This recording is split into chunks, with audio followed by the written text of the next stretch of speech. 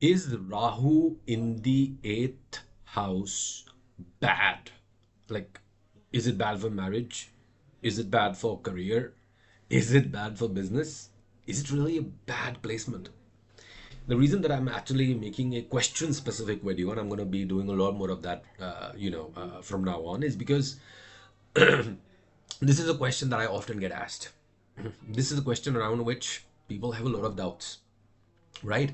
That okay, we've understood what you want to tell us about Rahu in eighth. We've understood that eighth house is the house of transformation, it's the house of death and rebirth, and then Rahu over there is going to put you through a lot of cycles like that, etc., etc. We get the examples also that you've given us, Albert Einstein, a few others that I talked about in that video that got I think more than a lakh views, something of that sort. Rahu in the eighth house and your life purpose and destiny. Check that out. It's given in the links if you haven't. But to summarize, everybody says, just tell me yes and no. Like, is it a bad placement? So the thing is, guys, Rahu Netas is not a bad placement. It's like you cannot really take any placement in the chart to be good or bad. It's helpful and counterintuitive. Okay? It's easy and it's complicated. There is no really good and bad here because every placement in your chart essentially talks about an aspect of your psyche, an aspect of your soul's mission and transformation that you need to work on in this lifetime. Okay, 8th house, 1st house, 12th house, 4th house, whatever. All of them are aspects of your personality, all of them are aspects of your psyche that need to transform. That's why your soul has manifested on this material plane yet again. It's to work on these things, to grow beyond these things. Okay? Yes, but Rahu in the 8th can be a difficult placement to deal with because it can land you a lot of blows. It can cause a lot of sudden events in your life that make living tough, that make the material experience tough to navigate. Okay? For example, Shah Rukh Khan, Rahu in 8th. Please don't start arguing with me about no, Shah Rukh Khan has Rahu in the 10th house. No, please don't argue because the data that I use is AAA verified or AA verified. I don't go by hearsay. Okay? So according to the AAA and AA verified data that I've got from these websites that I mentioned here in the pinned comment, Shah Rukh Khan's Rahu is in the 8th, and it makes a lot of sense. Lost his dad pretty early, then lost his mom. You know, he had barely even made a debut. By that point, and then bulk of what he has built in his career has been through deep relationships that he has built with other people. All of those are eighth house significations. His deep relationship with Yash Chopra, his deep chemistry with Kajol, his deep partnership, in fact, even with Juhi Chawla, right? And constantly changing yourself, constantly taking risks and going beyond what you think you're capable of. That's what the eighth house is. It can lend you a lot of blows. It can make things difficult. But what Rahu in eighth actually rewards you with is that it gives you an unspoken allure. There's something very attractive about you. There is something about your energy where people are pulled in no matter what. Quite often, this is going to lead people to be obsessed with you. Quite often, this can lead you to be obsessed by people as well. But all in all, Rahu in the 8th, yes, it can give accidents, it can give losses. You know, I know somebody, in fact, I hope they aren't watching this. I'm not going to tell their gender. They lost 3 crores, 3 crores in the stock market. And they lost it just like that. I mean, it's just, you know, just a fund that they should have exited on time, where they stayed on a little bit longer, and that crashed compared to every other stock, that particular day, and they're kind of locked into it now, and so their entire saving plan has gone as a result of that. Okay, but here's the other thing as well. This same individual was very confident to be able to make it back. This same individual, was doing 2 3 jobs at that time. They're like, okay, you know what, I am just not going to exit the market. Even if it has been wiped in value, it'll regain value. Let me just focus on what I need to build, and that's it. So this is the kind of experience that Rahu in the eighth house wants you to have positively. The negative experiences also do come along. You get married, the marriage doesn't work out.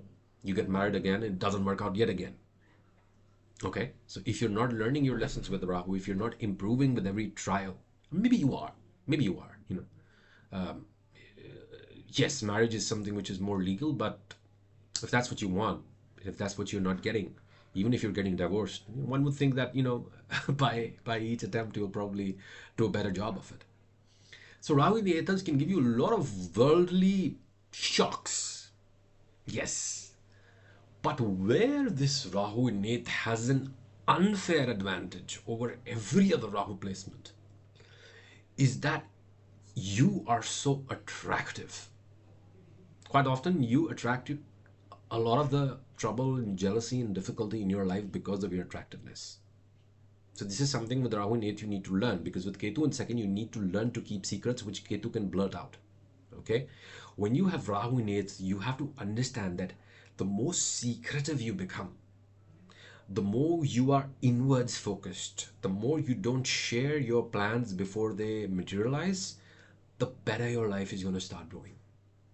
And that is actually what forms the foundation for the attractiveness that Rahu in the eighth house carries. Because people can sense that you're like an iceberg. You know how this actually works out for a lot of people who are moon in Scorpio, even sun in Scorpio, right? Uh, an active eighth house, if you have a lot of planets there, you kind of see these people and you're like, there's more to this guy than meets the eye. I can't keep my finger on exactly what, but there's more to this guy than meets the eye. They're trying to be so inconspicuous and just go about whatever they want to do, and then you see that they're more than that.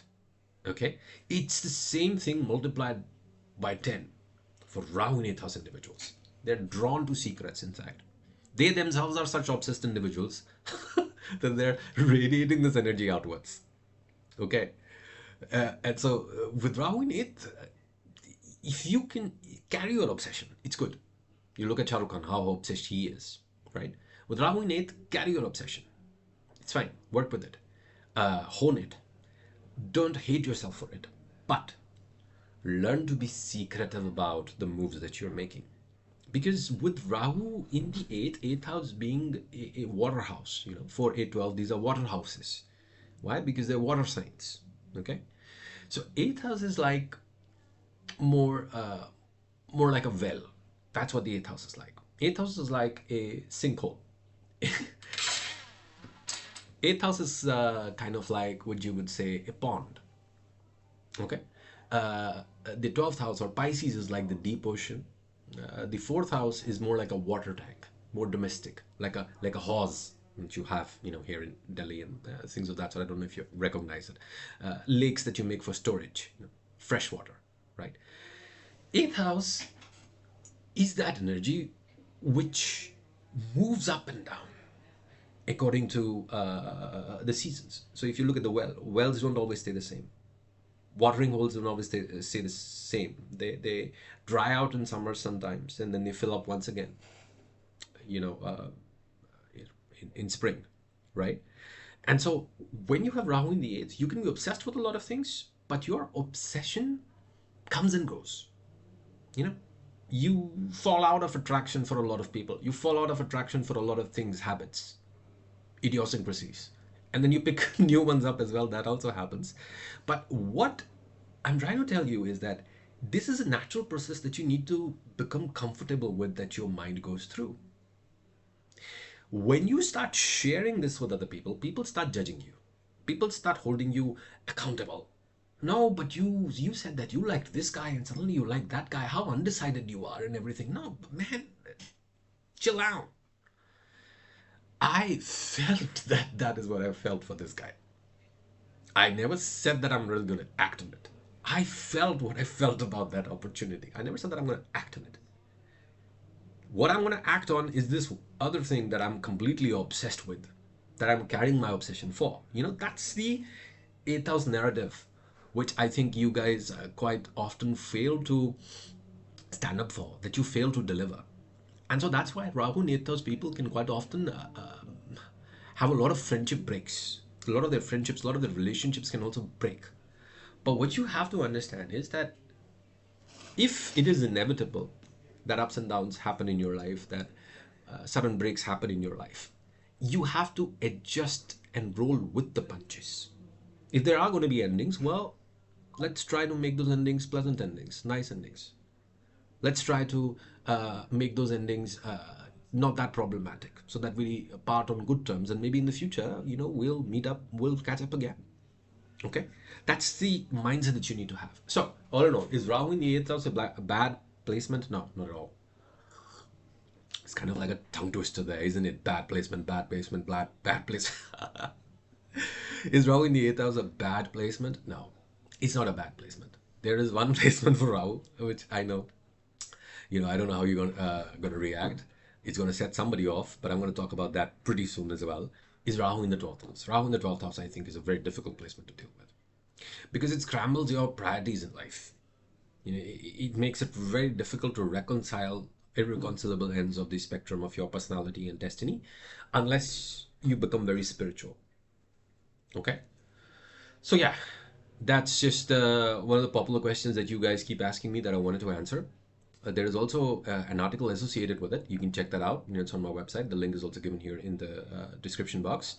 And if you want a personal session with me, or if you want to join the upcoming batch of my Astro Life Coaching Practitioner Program, where I teach you how to practice Astro Life Coaching the way that I do it, where I teach you how to apply the concepts of Vedic astrology in consistency with concepts like NLP, and CBT and other life coaching principles to provide guidance, to provide a better understanding of individuals' own mind to themselves, and helping you read other people as well. If you want to learn that in a proper 40-50 hour course spanning about 2.5 months, where we have a proper international batch, of wide variety of students and everything. We've completed 2 successful batches of this program. If you're interested in that, you can check out the link below. It's going to take you to the booking page, and once you submit your details, we'll reach out to you if you're, if you are a good fit, and we'll take this forward. Okay. Thank you so much. If you enjoyed this video, please give me a thumbs up. Subscribe to this channel so that you can stay abreast of all the wonderful content that I post here. Push the bell icon so that you can be notified every single time I post. Thank you. Take care. Hari Om.